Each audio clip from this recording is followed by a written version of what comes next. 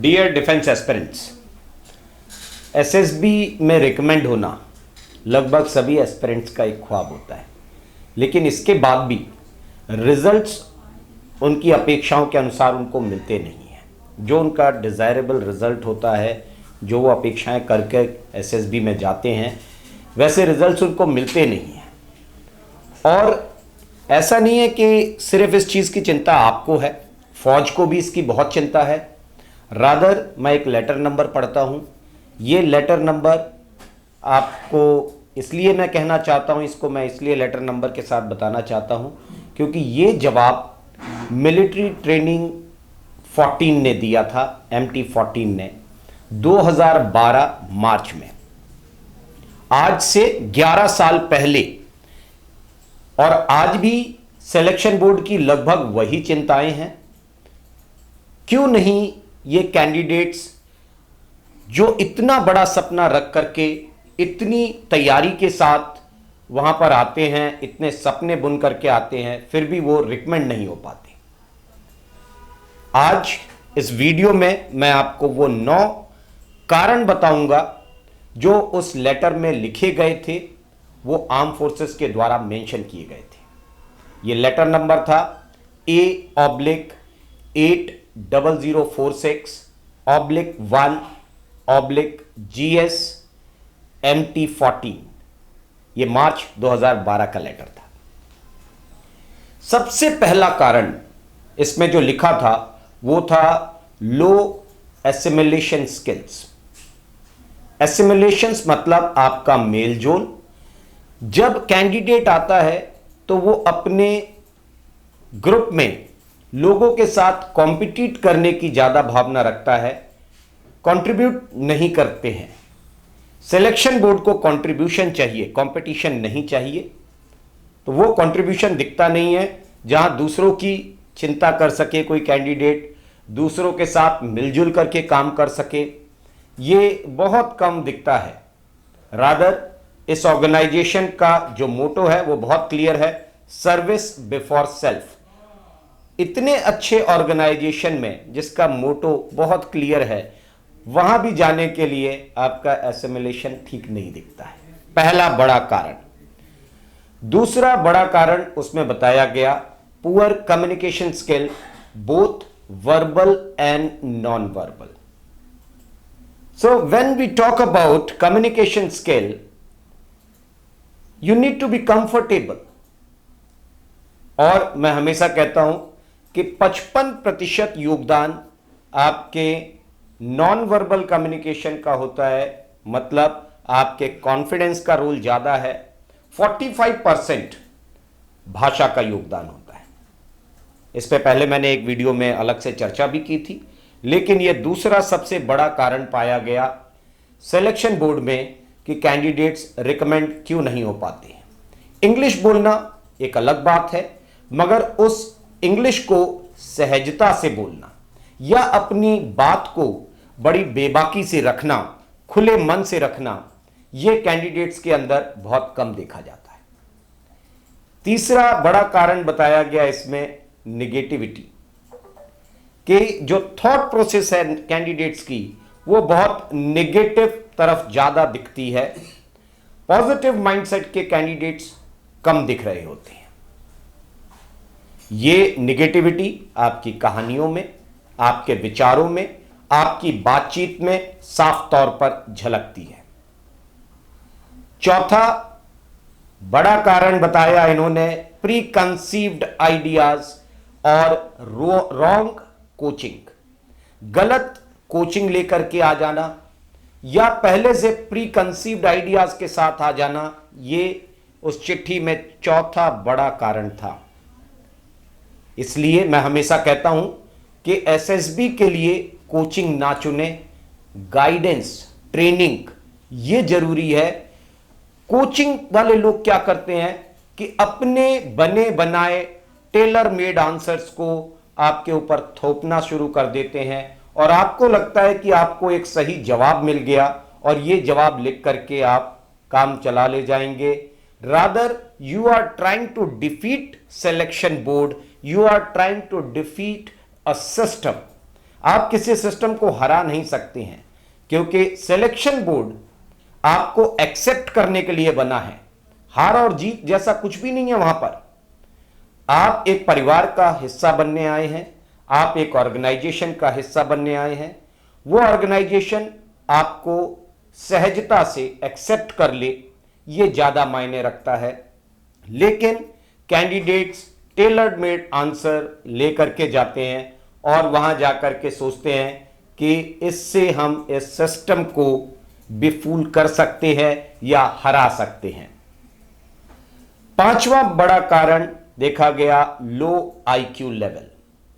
Low IQ level which will be reflecting into your OIR।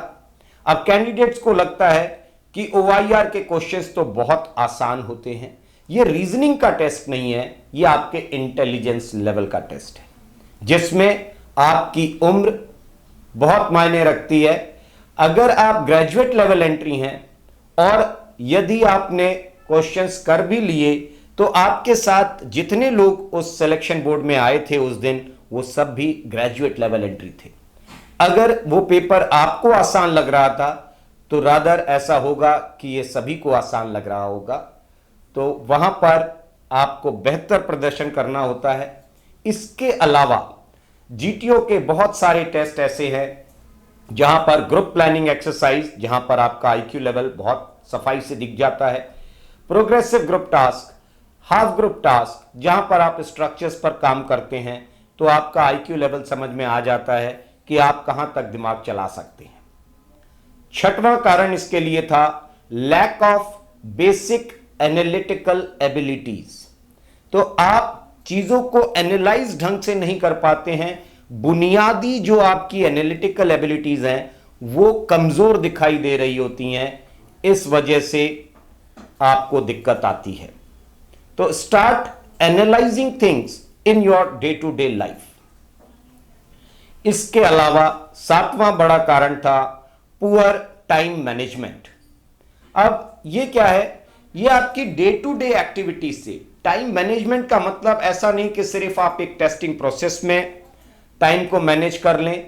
आप अपने daily routine को कैसा रखते हैं, अपनी दिनचर्या किस तरीके की रखते हैं, अपनी डे टू डे लाइफ में जो एक्टिविटीज परफॉर्म करते हैं उनमें कैसे टाइम को मैनेज करते हैं। रादर आप अपनी एकेडमिक्स, अपनी फिटनेस, अपने टीम वर्क, को curricular activities and various participations को किस तरीके से मैनेज कर पाते हैं।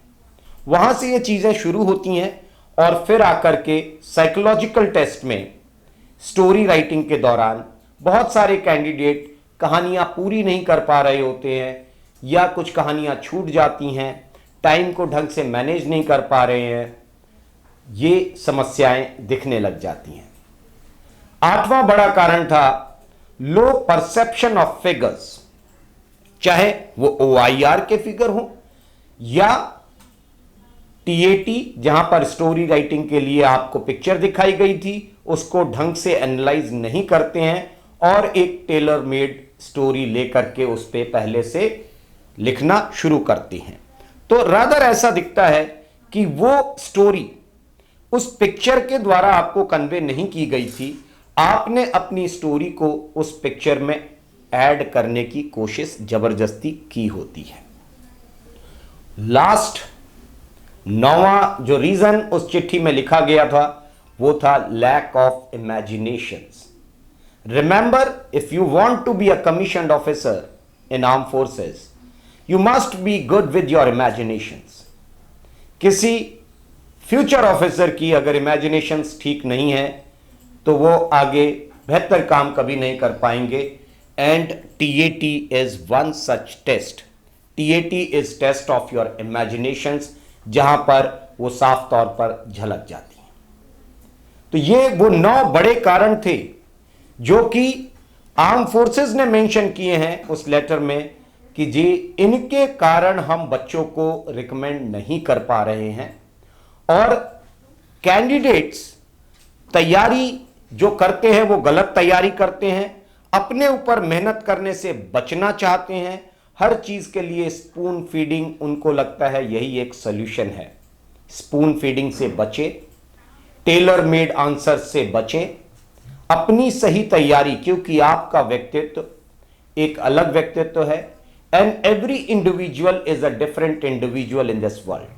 आप अपने अनुसार काम करें, आपके काम में आप दिखाई दें, और वो कहते हैं कि be your self but be the best of your self. And remember, अपने ऊपर मेहनत आज करने से हो सकता है तकलीफ होगी, मैं मानता हूं, तकलीफ से बचना नहीं, because pain of discipline and the hardship, जो आप अपने कंफर्ट जोन से बाहर जाते हैं, जाके जो मेहनत कर रहे हैं, जो डिसिप्लिन आप अपनी लाइफ में लाना चाहते हैं, उसमें आने के लिए थोड़ी तकलीफ होती है, but the pain of discipline and hardship is always better than pain of defeat. हार के दर्द से यह दर्द बेहतर है, तो इस दर्द को बर्दाश्त कर लीजिए, वो दर्द नहीं होगा फिर। Wish you very good luck, stay fit, stay healthy. जहां बनते हैं देश के गौरव, इंडिया का एकमात्र ऐसा कोचिंग इंस्टीट्यूट जहां कैडेट्स को ट्रेन किया जाता है आने वाले डिफेंस एग्जाम के अनुसार। अगर आपका भी सपना है भारतीय सेना में शामिल होकर देश की सेवा करने का, तो आज ही ज्वाइन करें त्रिशूल डिफेंस एकेडमी।